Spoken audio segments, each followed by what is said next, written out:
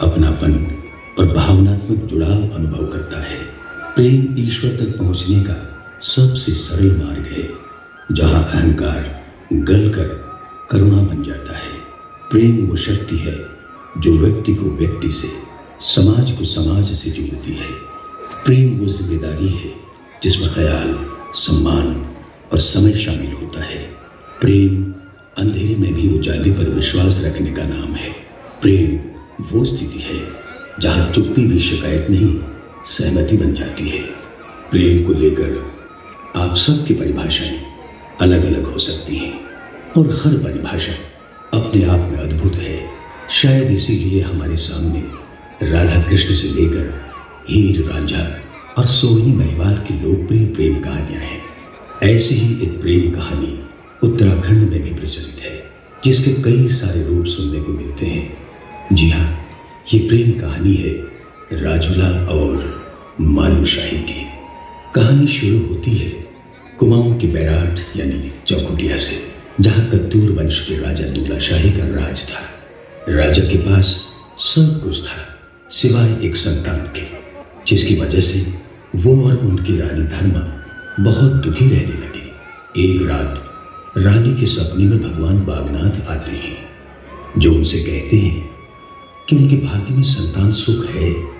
सपने में भगवान के दर्शन पाकर रानी के मन में आस जागती है और वो बागनाथ जी के दर्शन के लिए राजा के साथ बागेश्वर के लिए निकल पड़ती है। वहां पहुंचकर उनकी मुलाकात एक और दंपत्ति से होती है, जो राजा रानी की तरह ही संतान प्राप्ति की मन्नत लेकर वहां आए थे। ये दंपत्ति व्यापारी सुनपति शौका और उनकी पत्नी गांगुली थे। रानी और गांगुली का सोनापन उन दोनों को करीब ले आया और फिर उन्होंने एक दूसरे से वादा किया कि अगर उनके बेटे बेटी हुए तो वो उनका विवाह करा देंगे। इस तरह नियति ने इस प्रेम कहानी की सबसे पहली नींव रखी।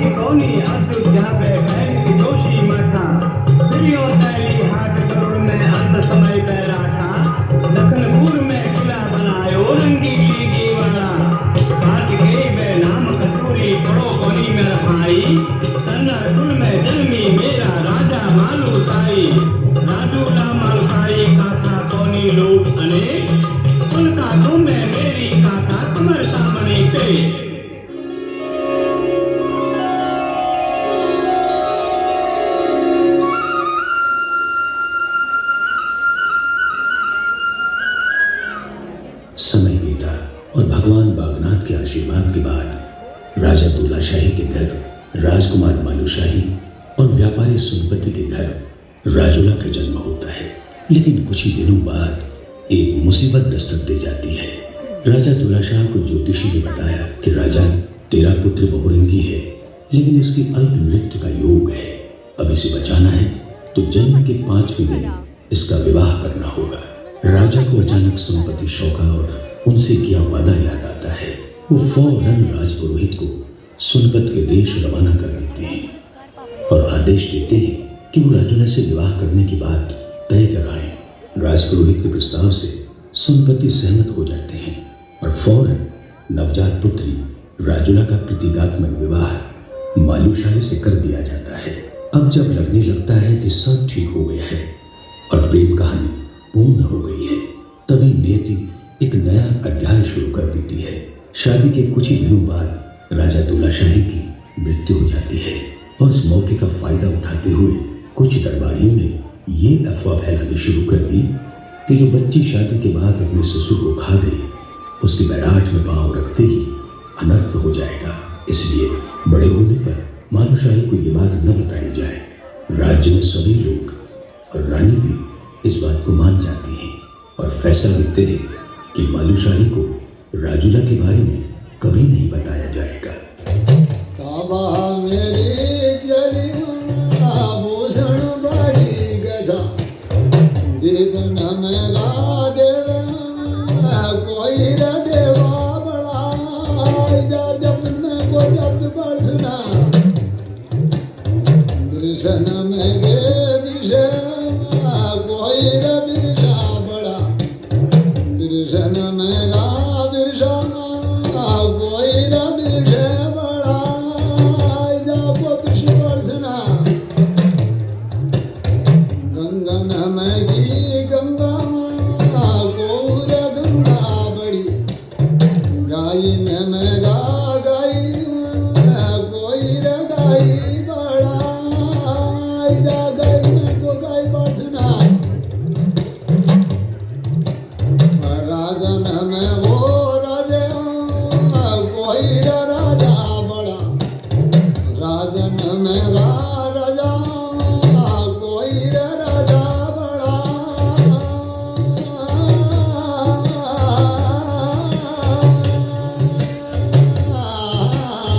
वक्त बीता और राजुला मानुषाही जवान हो चले। दूसरी तरफ सुनपत शौका ये सोचकर परेशान होने लगे, राजा दुलाशाही की ओर से कोई खोज खबर क्यों नहीं आ रही है। एक दिन राजुला ने अपनी माँ से सवाल किया, माँ, दिशाओं में कौन दिशा प्यारी, पेड़ों में कौन पेड़ बड़ा, गंगाओं में कौन गंगा बड़ी, देवों में कौन देव बड़े, राजाओं में कौन सबसे बड़ा और देशों में कौन देश। उसकी माँ ने जवाब दिया, दिशाओं में प्यारी पूर्व दिशा जो पृथ्वी को प्रकाशित करती है, पेड़ों में पीपल सबसे बड़ा, उसमें देवता निवास करते हैं, गंगाओं में सबसे बड़ी भागीरथी जो सबके पाप धोती है, देवताओं में सबसे बड़े देव महादेव, राजाओं में राजा है राजा रंगीला मालूशाही और देशों में देश है रंगीला बैराट। मालूशाही और बैराट का नाम सुनकर राजुला के मन में मानो बिजली से कौंध गई। उसे ऐसा एहसास हुआ मानो बैराट और मालूशाही से उसका कोई जन्मों का रिश्ता है। उसने तुरंत अपनी माँ से कहा, माँ, मेरा विवाह रंगीली बैराट में ही करना। राजुला की बात सुनकर उसकी माँ थोड़ा घबरा जाती है और राजुला की बात को अनसुना कर देती है। वक्त बीतता चला गया और वक्त के साथ राजुला की खूबसूरती के चर्चे भी चारों दिशाओं में फैलने लगे। इसी बीच होम देश के राजा विकीपाल को राजुला की खूबसूरती की भनक लग जाती है और वो उसे देखने के लिए सुनपत के घर चला जाता है। राजुला को देखकर विकीपाल मंत्रमुग्ध हो जाता है और अपने लिए राजुला का हाथ मांगता है। वो सुनपति को धमकाता है कि अगर उसने अपनी कन्या का विवाह उससे नहीं किया तो वो उसके देश को उजाड़ देगा। प्रभु तजिन गुण जाय अब गिर गुमड़ाल बड़े सुनी सपनमा देखो जार जा मालू साई गए रजुली सो ज्ञान जा तजिन उदार प्राण गो यल्पुरा मना पंजाब की बानो याब को जागा हुन्यलो बोल रजुला मालू साई बोली कदे से माहुलुआ राजन में बोल जा ये मालू साई होला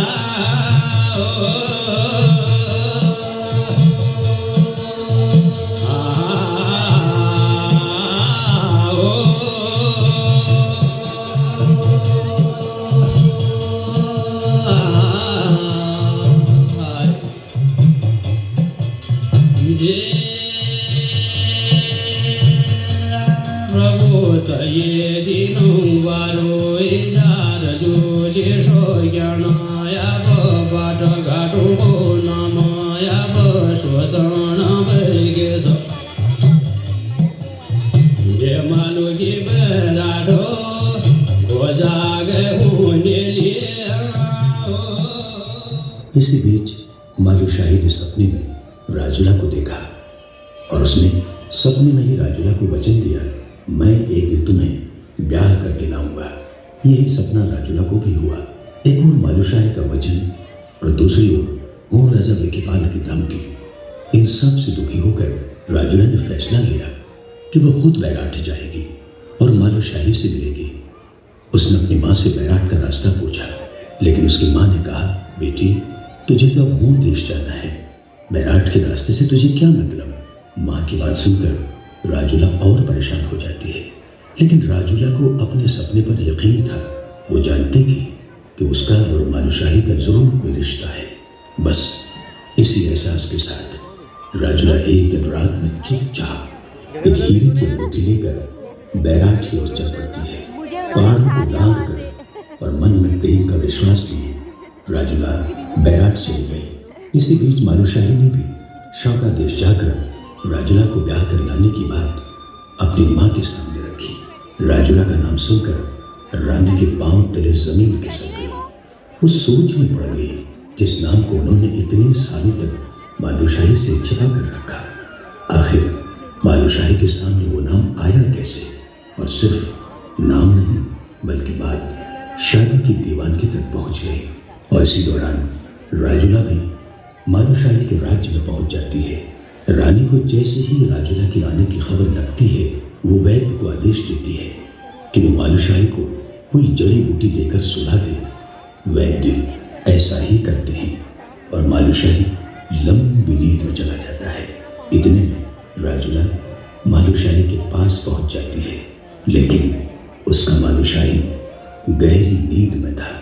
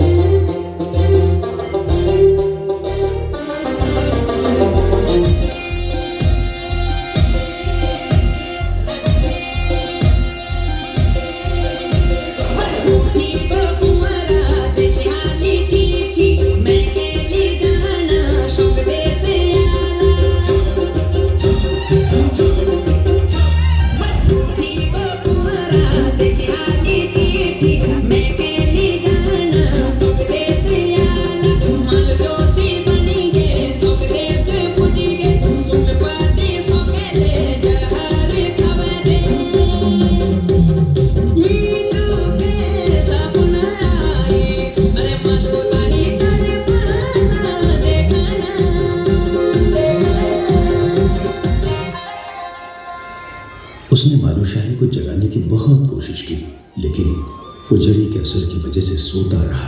निराश होकर राजुला ने उसे अपनी हीरे की अंगूठी पहना दी और एक पत्र उसके सिरहाने रखकर रोते रोते अपने पिता के घर लौट गई। जड़ी का प्रभाव खत्म होते ही मालूशाही की नींद खुल गई। होश में आने पर मालू ने अपने हाथ में राजुला की पहनाई अंगूठी देखी और वो पत्र भी पढ़ा, जिसमें लिखा था कि हे मालू, मैं तो तेरे पास आई थी, लेकिन तू तो नींद के वश में था। अगर तूने अपनी माँ का दूध पिया है तो मुझे ले ले, हूँ देश खाना। मेरे पिता अब मुझे किसी और के संग ब्याह रहे हैं। ये पढ़कर राजा मालूशाही टूट जाता है।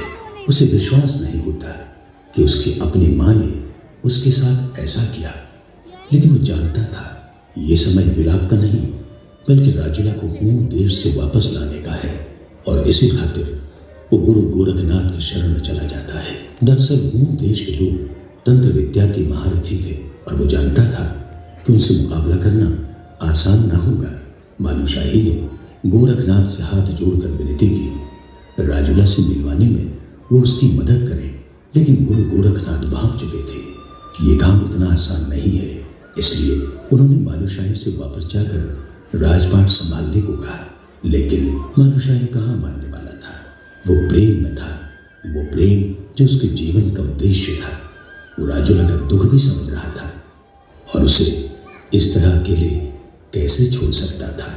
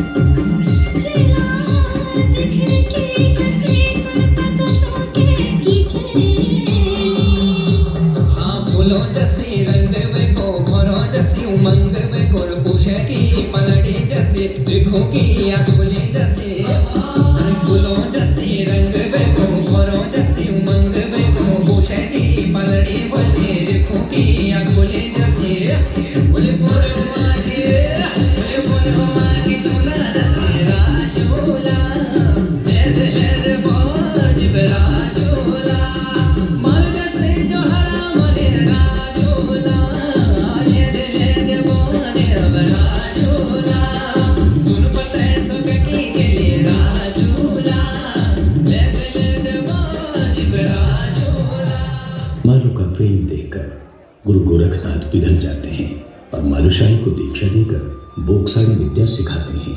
इसके बाद मालूशाही ने राजुला से मिलने के लिए राजपाट छोड़ दिया, सर मुड़ाया और धोनी की राख शरीर में मलकर जोगी का वेश धारण कर लिया। मालूशाही जोगी के वेश में घूमता हुआ ऊन देश पहुंचा। साथ में चालाकी से अपनी कद्दूरी सेना भी लेकर गया। मालू घूमते घूमते राजुला के महल पहुंच गया। वहां बड़ी चहल पहल थी क्योंकि विकीपाल राजुला को ब्याह कर लाया था। मालू ने भिक्षा के लिए आवाज लगाई और उसके सामने गहनों से लदी राजुला सोने की थाल में भिक्षा लेकर आई। लेकिन जोगी एकटक राजुला को देखता रह गया। उसने अपने स्वप्न में देखी राजुला को अपने सामने देखा तो अवाक रह गया। उसे अपनी आंखों पर यकीन नहीं हो रहा था। तभी वो बोल पड़ता है, अरे रानी, तुम तो बड़ी भाग्यवती है, यहाँ कहाँ आ गई?